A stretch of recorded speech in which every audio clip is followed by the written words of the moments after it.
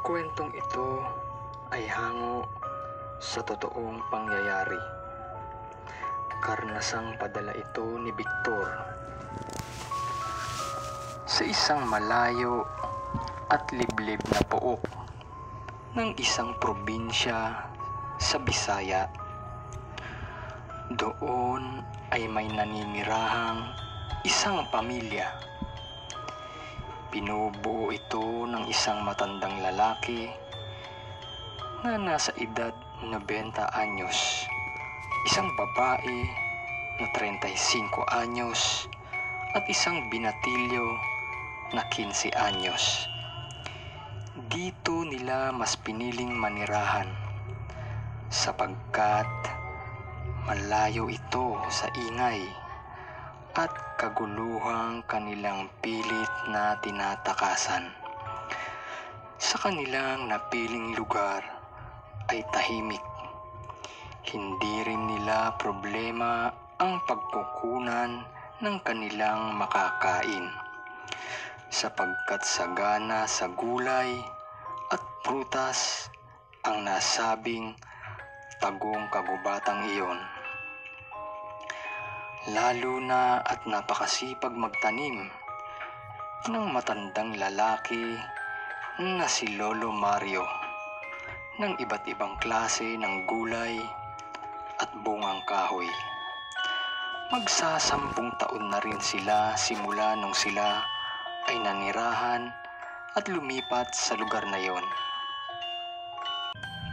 Pero bakit nga ba sila napadpad sa lugar na yon? 10 taon na ang nakalilipas. Mga 5 taon pa lamang si Victor ng panahong iyon nang patagong kausapin ng ama ni Victor ang kanyang ama at asawa na si Belen. Itay, itakas mo ang pamilya ko doon. Doon kayo pumunta sa lugar na sinasabi ko. Kapag dumating na ang araw na kagipitan, doon masisiguro ko na ligtas kayo sa kamay ng mga kalaban kong aswang. Puno ng pangontra at pantaboy ang lugar na yon, Itay. Kaya kahit lapitan ay di nila ito magagawa, sapagkat ikamamatay nila ito. Marahil ay nagtataka kayo kung ano o sino ba ang tatay ni Victor? Oo, tama kayo ng iniisip. Isang mamamaslang ng mga aswang ang ama nitong si Victor. Ito ay kilala sa tawag na si Commander Bawang. Ninais niyang mailayo agad ang kanyang mag-anak sapagkat patuloy ang pagdami at paglakas ng hanay ng mga aswang. Natatakot siya para sa kanilang kaligtasan. Ang ama ni Victor ay numero 1 asasin o mamamaslang ng mga aswang. Manananggal, balbal, wakwak, kahit ano pa yan ay kaya niyang patayin. Kaya nagtipon-tipon ang buong puwersa ng mga aswang upang ito ay tugisin at patayin. Subalit batid ng mga sang-inaswangan na hindi ito madali, sapagkat nasaksihan nilang lahat nang minsan sa isang labanan o engkwentro ay napalaban sila kay Commander Bawang. Napakarami ng mga aswang ng gabing iyon.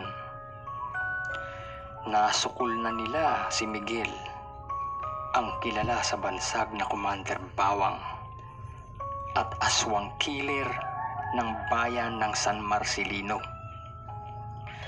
Nasaksihan nilang lahat kung gaano ang tinataglay nitong kapangyarihan, tulad ng pagkakaroon nito ng iba't ibang agimat at bertud. sinlakas din ito ng 5 kalabaw at simbilis ng 5 ng kidlat kapag nakikipaglaban. Nangyari nga na nasukol nila si Miguel. Sobra sa dami ang bilang nila. Kumpiyansa ang mga aswang na silang lahat ay madali lamang nila itong mapapatay. 20 aswang na iba't iba ang taglay na kapangyarihan. Idagdag pa ang 7 gabunan na itinuturing na isa sa pinakamalalakas at mababangis na uri o lahi ng aswang. At naganap na ang madugong sagupaan, isa laban sa 27. Ngunit habang tumatagal ang nagaganap na labanan, ang kaninang 27 ay unti-unting naging 10, naging 3. Nagkatinginan ang mga natitirang mandirigmang aswang. Tila ba sinasabi sa isa't isa na wala tayong laban, tumakas na tayo. At nagpasya ang isa na tumakas. Subalit, bago pa lamang ito makalipad, ay inabot na agad ito ng buntot pagi na dala ni Miguel. Bagsak na namimilipit ang aswang hanggang sa tapusin na ito ng dalang bagakay ni Commander Bawang at ito'y namatay. Ganon din ang sinapit ng ikalawa, ngunit ang pangatlo ay kusang hinayaan ni Miguel na makatakas. Sa isip ni Miguel, ito ay hahayaan niyang mabuhay para magdala ng balita sa iba pa at mag-ulat upang maghatid ng takot sa iba pang aswang na makaririnig ng mga kwento nito. At nangyari nga na nakaabot nga sa kaalaman ng mga matatandang aswang ang nangyari.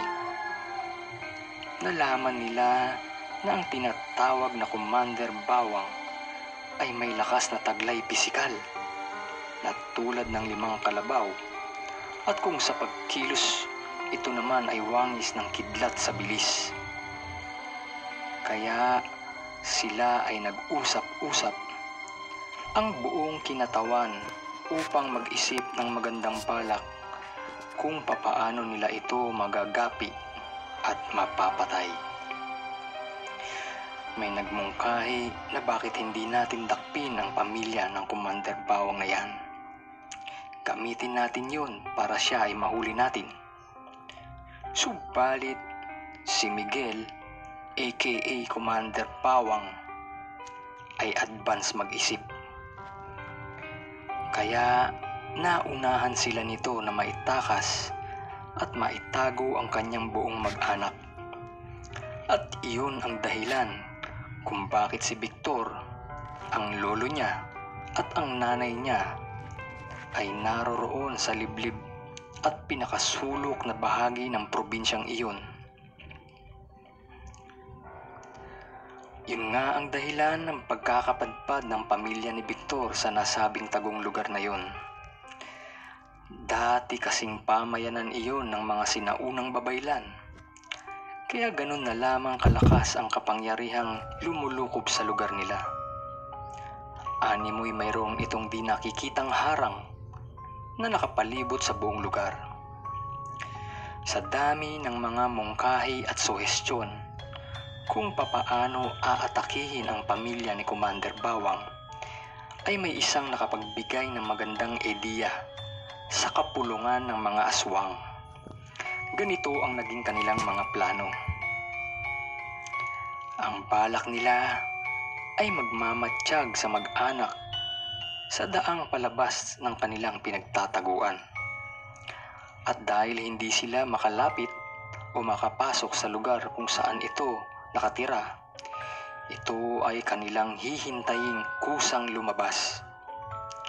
Sa mga panahong ang pamilya ni Commander Bawang ay lumuwas upang mamili ng mga kanilang pangangailangan sa bayan, iyon na ang pagkakataon nila para dukutin ang mga ito. Ang isa pang suhestyon ay magpadala ng isang ordinaryong tao na walang bahid ng pagkaaswang upang makapasok sa kuta ng pamilya ni Commander Bawang at magpanggap na naliligaw lamang dahil sa pangangaso. At dumating na ang araw na paubos na ang supply ng bigas at iba pang pangangailangan ng pamilya ni Victor. Kaya nagpasya ang kanyang ina na pumunta sa bayan para makapamili ng kanilang kailangan. Ang pagpunta sa bayan ay paiba-iba ng araw at walang eksaktong petsa para maiwasan ang kung sino man ang magmamanman. Subalit, kahit iniban nila ang araw at petsa, ay may grupo na nakatokang magbantay sa pang-araw-araw. At sinundan na nga nila ang ina ni Victor patungo sa bayan. Laking pagtataka pa nito na ang habal na maghahatid sa kanya ay hindi ang dating habal driver na palagi niyang kinokontrata para samahan siyang mamalengke sa bayan. "Kuya, asan po si Manong Teban?" ang tanong ng nanay ni Victor sa bagong habal driver na ngayon niya lang nakita. Sumagot ito ng, "Nagkasakit po ng malubha, kaya ako na muna ang pumalit." Subalit ang totoo ay pinatay na nila si Mang Teban at ang pamilya nito. Dito ay kinutuban na siya at iba ang pakiramdam dahil ang driver na sinakyan niya ay mabaho at nakakasulasok ang amoy. Kaya nagpasya siyang pahintuin ng driver at nagdahilan ito na may nakalimutan. At kung maaari ay bumalik, subalit hindi siya nito pinakinggan. Bagkus ay mas lalo pa nitong binilisan ang pagpapatakbo ng habal. Nagsusumigaw na siya at nagmamakaawa na ihinto na ang tricycle. "Manong, ihinto mong sasakyan!" sigaw niya. Subalit tila bingi ang manong. Tuloy lamang ito sa paghaharurot hanggang sa nadala na nga siya nito sa isang alanganing lugar kung saan naroroon naghihintay ang ibang kasama nito. "Ito na ba ang may bahay ni Commander Bawang?" ang tanong ng isa sa mga aswang. "Nahuli ka rin namin sa wakas. Ikaw ang magiging pain namin para lumabas sa pinagtataguan niya ang Commander Bawang na yon. At pag nangyari yon, sabay namin kayong papatayin."